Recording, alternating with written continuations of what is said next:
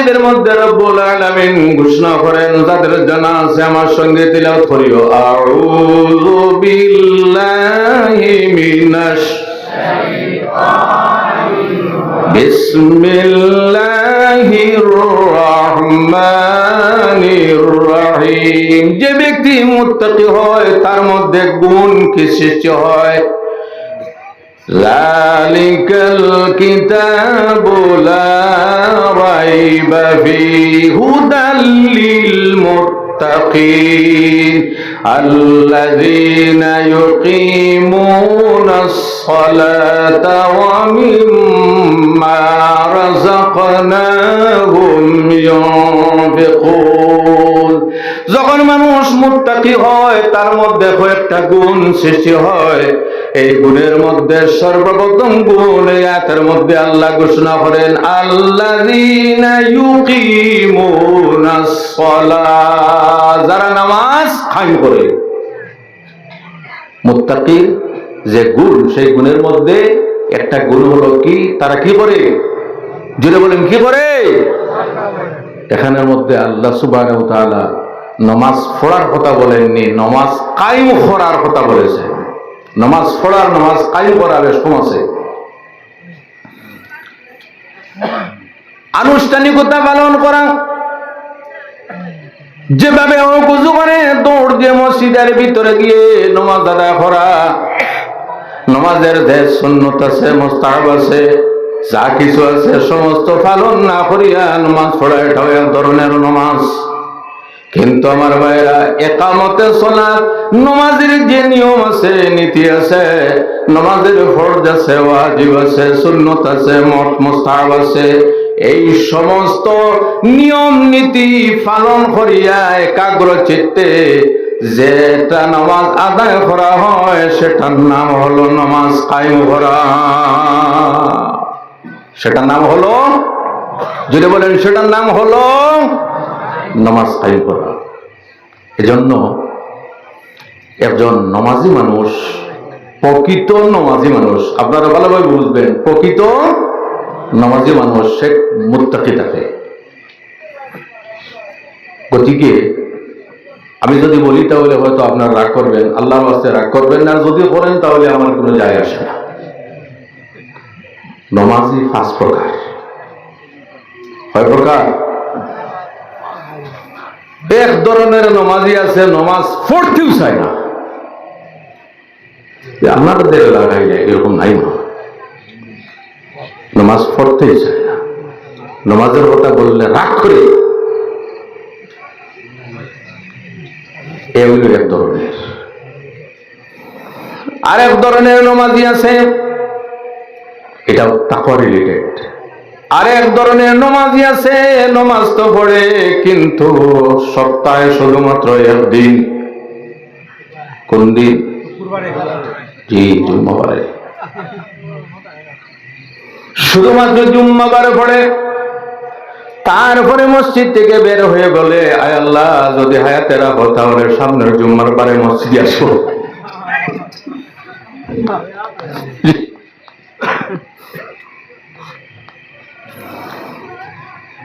কয় শ্রেণী রইল? 2 শ্রেণীর। এমনি তো নামাজে যায় না, কিন্তু মসজিদে যাওয়ার পরে তার যন্ত্রণায় ইমাম টিকে থাকতে মুশকিল হয়ে যায়। মসজিদে যাওয়ার পরে ইমাম সাহেব সব কেন তেড়া, গড়ি কেন তেড়া, ব্যাটারি কেন নাই। আপনারা মনে মনে বলবেন ওনার ডিপার্টমেন্টের মানুষের কথা বলতেছেন, এখানে বাস্তব কথা বলতেছে। বাড়ির মধ্যে নিজের বিবির সঙ্গে বাহাদুরি চলে না, কিন্তু মসজিদে আসার পরে ইমাম সাহেবের আপনার ঠাই নাই। আমার এলাকার কথা বলতেছে, নামাজ তো পড়তেই চাই না, পড়ে যদি জুম্মার দিন। জুম্মার দিন ইমাম সাহেবের পিছনে নামাজে খাড়া হয়, খাড়া হওয়ার পরে কিন্তু ইমাম সাহেব নামাজ শেষ করার সঙ্গে সঙ্গে সে কিন্তু গেটের সামনে। বাড়িতে গিয়া দেখে, আরে কার জুতা পিন দিয়ে আসলাম, এই জুতাটা তো বড়, হুশ নাই। আর মসজিদ থেকে বাইর হওয়ার পরে এক দুই জোড়া জুতা ছিটাইয়া নয়, কত জুতা ছিটাইয়া বিথাইয়া বাইরে মসজিদ থেকে, হুশ নাই। এক শ্রেণীর মানুষ এইভাবে আছে। ইমাম সাহেব যদি সামান্য নমাজ লম্বা করে আর এই মসজিদে না। এক শ্রেণীর মানুষ আছে নমাজ পড়ে জুম্মার দিন, এক শ্রেণীর মানুষ আছে জুম্মার দিনও নামাজ পড়ে না, শুধুমাত্র বৎসরে 2 দিন নামাজ পড়ে, 2 দিন নামাজ পড়ে ঈদগাহ থেকে বাইর হয় আর বলে আল্লাহ যদি হায়াতে রাখো তাহলে সামনে বছর ঈদগাহে তোমার সঙ্গে দেখা হইবে। আছে কি দৌড়িয়া বাড়িতে গিয়া বলে কি রেডি করছো, তাড়াতাড়ি দাও আজকে রেডি। খারাপ পাইতেছে, তা কোনো অসুবিধা নেই। কয় শ্রেণী রইল? আর এক শ্রেণীর মানুষ আছে নমাজ তো পড়ে কিন্তু নমাজের মধ্যে কিন্তু মনটা লাগে না। নমাজ পড়ে তার মন কিন্তু ধান কাটার দিকে, নমাজ পড়ে কিন্তু তার মন কিন্তু দোকানের দিকে, নমাজ পড়ে কিন্তু তার মন চাকরি ক্ষেত্রের দিকে, নমাজ পড়ে তার মন কিন্তু অন্যদিকে। নমাজ তো পড়ে কিন্তু মনটা নমাজের মধ্যে লাগাইতে পারে না, হয় কিনা? জি, কোন এক মসজিদের ইমাম সাহেব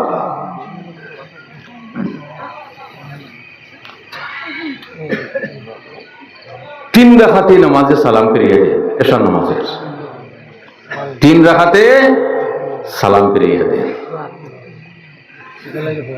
মুক্তাদি বললেন হুজুর আপনি তো 3 রাকাতে নামাজ শেষ করে ফেলছেন। ইমাম সাহেব ছিলেন কিছু ছেড়া প্রকৃতির, আল্লাহর ওয়াস্তে না করবেন না। ইমাম সাহেব বললেন দলিল দিতে লাগবে আমি 3 রাকাতে সালাম ফিরিয়ে নিয়েছি। সাধারণ মানুষ কি দলিল দিতে পারবে? জি, ইমাম সাহেব বলতেছেন দলিল দিতে লাগবে আমি 3 রাকাতে সালাম ফিরিয়ে দিয়েছি, আর নইলে আমি মানব না।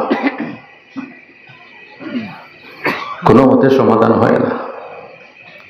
সাধারণ মানুষ বলল হুজুর আমরা তো আর কোরআন কিতাব আর হাদিস নিয়ে দেখাইতে পারবো না যে আপনি 3 রাকাতে সালাম ফিরিয়ে দিয়েছেন, আমরা জানি আপনি 3 রাকাতে সালাম ফিরিয়ে দিয়েছেন। ইমাম সাহেব মানতে রাজি নয়। আর একজন মানুষ শুধুমাত্র এশার নামাজে আসে। কোন নামাজে? জুড়ে বলেন কোন নামাজে? সে বলল ইমাম সাহেব দলিল আমি দিব, এমন পাক্কা দলিল দিব আপনি আর কোনো কিছু প্রশ্ন করতে পারবেন না। কি দলিল বাবা দেও? আমি একজন ব্যবসায়ী মানুষ, দোকানদার মানুষ, আমার 4টা দোকান আছে, 4 ধরনের ব্যবসা আছে, আমি হিসাব নিকাশ করতে পারি না। কিন্তু আল্লাহ শুকর আপনার পিছনে যখন নামাজ শুরু করি তখন প্রত্যেক রাকাতে আমি প্রত্যেক দোকানের হিসাব নিকাশ করি। কিন্তু আজ ব্যতিক্রম হয়ে গেছে, মাত্র 3 দোকানের হিসাব নিকাশ করতে পারছি আর 1 দোকান বাকি রয়ে গেছে। তাই বুঝলাম 3 রাকাতে সালাম ফিরিয়েছো। এর চেয়ে বড় দলিল আর আছে?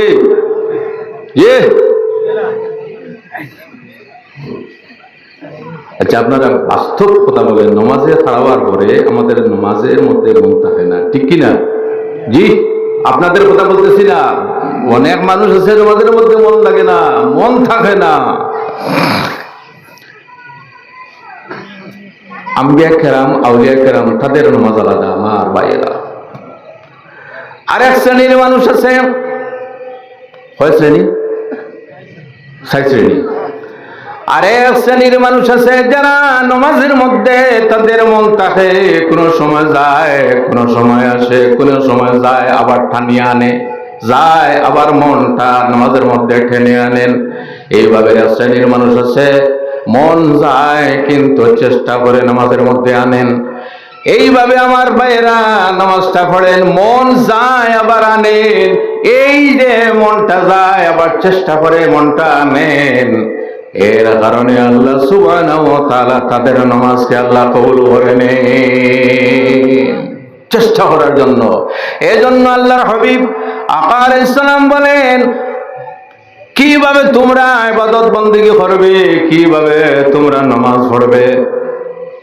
আল্লাহর হাবিব বলেন, তোমরা আল্লাহর ইবাদত এইভাবে করিও কাআন্নাকা তারা, যেভাবে যেমন তুমি আল্লাহকে দেখতেছো, যেমন তুমি আল্লাহকে দেখতেছো। এখানে যেমন আছে, আমরা ডাইরেক্টলি আল্লাহকে দেখা সম্ভব? জুড়ে বলেন, দেখা সম্ভব? যেমন তোমরা আল্লাহকে দেখতেছো, যদি কোনো মানুষ আল্লাহকে যদি দেখে তাহলে সেই ব্যক্তি টিকে থাকতে পারবে না। ফর এক্সাম্পল, যদি কোনো মানুষ কোনো কেসের কারণে, মোকদ্দমার কারণে যদি ম্যাজিস্ট্রেটের সম্মুখে যায়, যাওয়ার পরে মানুষ সাবধান হয়ে খাড়া হয়, নড়াচড়া করে না, কার সামনে? ম্যাজিস্ট্রেটের সামনে। দুনিয়ার একজন বিচারকের সম্মুখে যদি মানুষ এইভাবে খাড়া হয়, তাহলে বিচারক আহকামুল হাকিমিনের সম্মুখে মানুষ এইভাবে সাবধানে খাড়া হইতে লাগে। আল্লাহর হাবিব বলেন, উবুদুল্লাহ কান্নাকা তারা, তোমরা ইবাদত এমন ভাবে করো যেমন তোমরা আল্লাহকে দেখতেছো। সুবহানাল্লাহ বলেন। আল্লাহকে দেখলে যেভাবে তোমরা সাবধান হয়ে যেতে, এইভাবে তোমরা আল্লাহকে যেমন তোমরা দেখতেছো, আল্লাহ তোমাদের সম্মুখে মনে করিও। এই ভাব তো সবের সৃষ্টি না হইতে পারে। ফাইল্লাম তাকুন তারাহু ফাইন্নাহু ইয়ারাক, যদি এই ভাবনের মধ্যে তোমার সৃষ্টি না হয়, তাহলে তুমি মনে করিও আল্লাহ তোমাকে দেখতেছেন। জোরে বলুন সুবহানাল্লাহ। আল্লাহ তোমাকে দেখতেছেন। এজন্য আমার ভাইরা, এর একটা উদাহরণ আমি বলি। একজন পীর সাহেব, এই পীর সাহেব একজন মুরিদকে খুব বেশি ভালোবাসেন, গুরুত্ব দেন। বাকি যে তিনজন মুরিদ, বাকি যে দুইজন, এরা বললে বুঝতে পারি আমাদের দিকে একেবারে লক্ষ্য নেই, আর একজন ব্যক্তির দিকে আমাদের সাবের খুব বেশি লক্ষ্য। প্রকৃত ওলি যারা, তারা কষ্টের মাধ্যমে তারা বুঝতে পারেন কিনা আমার ভাইরা? জোরে বলেন। কষ্ট, দিল খোলা থাকে, তারা বুঝতে পারেন তার অন্তরের মধ্যে কি জিনিস আছে।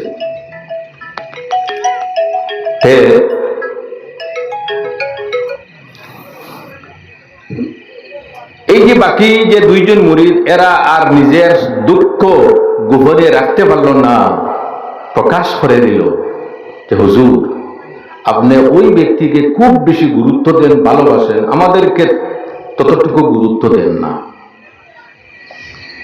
তিনি বলেন, ঠিক আছে, এই নেও তোমরা তিনটা মোরগ, এই তিনটা মোরগ নেও, তোমরা এমন এক জায়গার থেকে জবাই করে আনিও যে জায়গা আল্লাহ দেখেন না।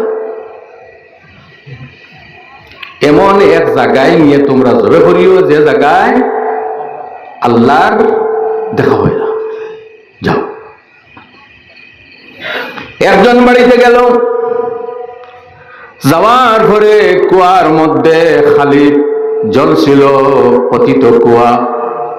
কুয়ার মধ্যে ঢুকে সেই জায়গায় জবে করে এই মোরগটা নিয়ে আসলো পীর সাহেবের কাছে।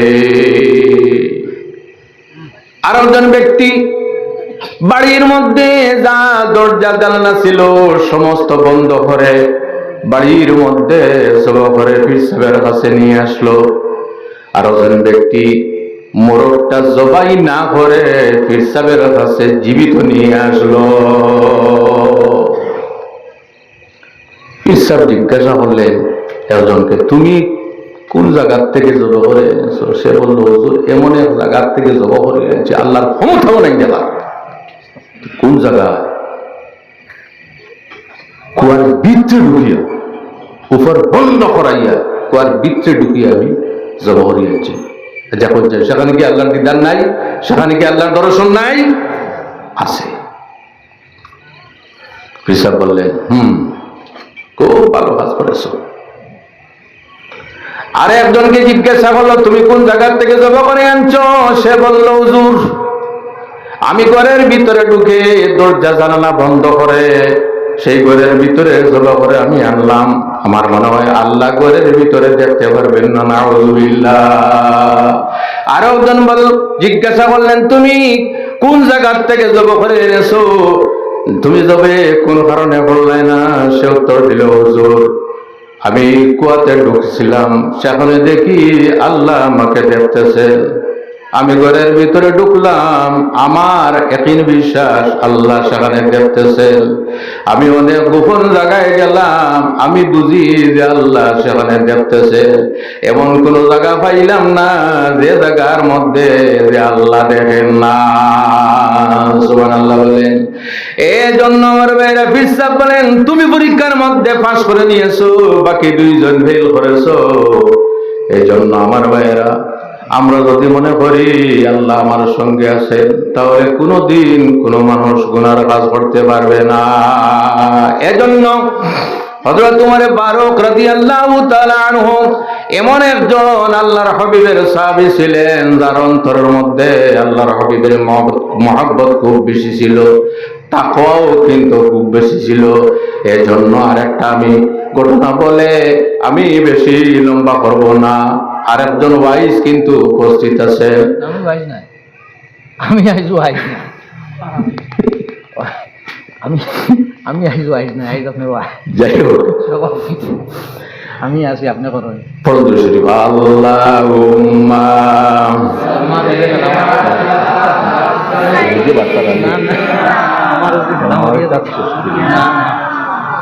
ওয়ালা আলি সাইয়্যিদিনা, জুড়ে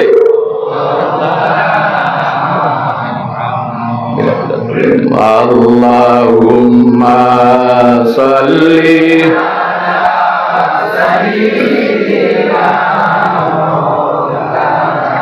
জুড়ে জুড়ে ওয়ালা আলি।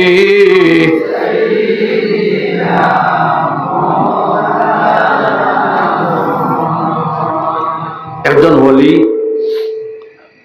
সেই ওলির নাম হযরত ফুদাইল ইবনে আয়াদ রাহমাতুল্লাহি তাআলা আলাইহি। এক সময় কিন্তু তিনি ছিলেন একজন ডাকাত। এক সময় কি ছিলেন? ডাকাত। তাকওয়া রিলেটেড, এই জন্য বলতেছি। জঙ্গলের মধ্যে থাকতেন। এই জঙ্গলে কোনো মানুষের সাহস হতো না জঙ্গল ক্রস করতে। মানুষ জঙ্গলে ঢোকার আগে বলতো, সাবধান, এই জঙ্গলের মধ্যে একজন ফুজাইল নামী ডাকাত আছে।